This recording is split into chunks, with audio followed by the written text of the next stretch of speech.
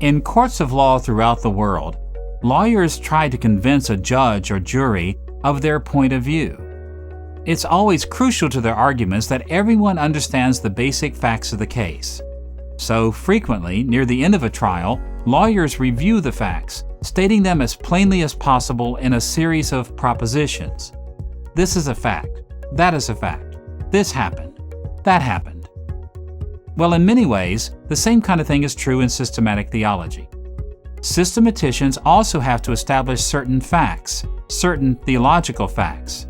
So they present their cases in straightforward theological propositions. A theological proposition is an indicative sentence that asserts as directly as possible at least one factual theological claim. Now, we all know that there are different kinds of sentences in ordinary human language. For instance, the sentence, "Where is my key?" is an interrogative, a question. "Open the door" is an imperative sentence because it issues a command or invitation. Neither of these sentences qualifies as a proposition. But the sentence, "My key will open the door," is an indicative sentence that declares what the key will do.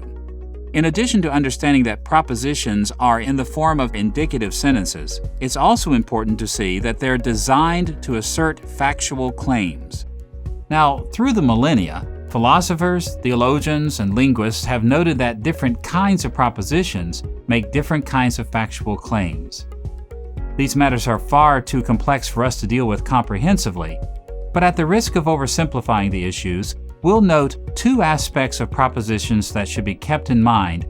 First, propositions may be described in terms of the quantity of their subject.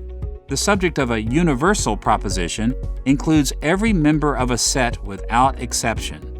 For example, it's common for Christian theologians to say things like, "All human beings are the image of God," or "All good gifts come from God." On the other hand, other propositions are particular because their subjects include only some members of a larger set. Systematic theologians might say something like, "Some church members are unbelievers," or they might claim that Paul was an apostle. In addition to quantity, propositions may be distinguished by their quality. That is, they may be categorized as either affirmative or negative assertions.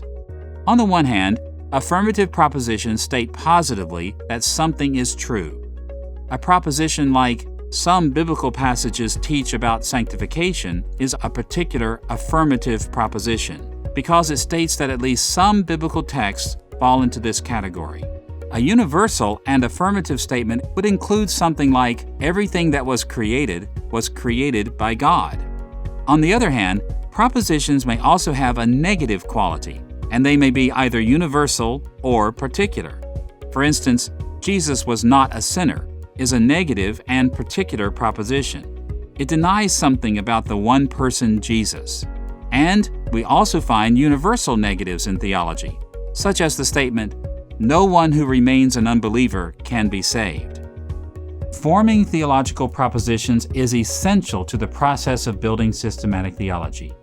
We must know how to express and defend the facts of the Christian faith. For this reason, theological propositions have been crucial to building systematic theology throughout the centuries, and they are vital to building sound systematic theology even today.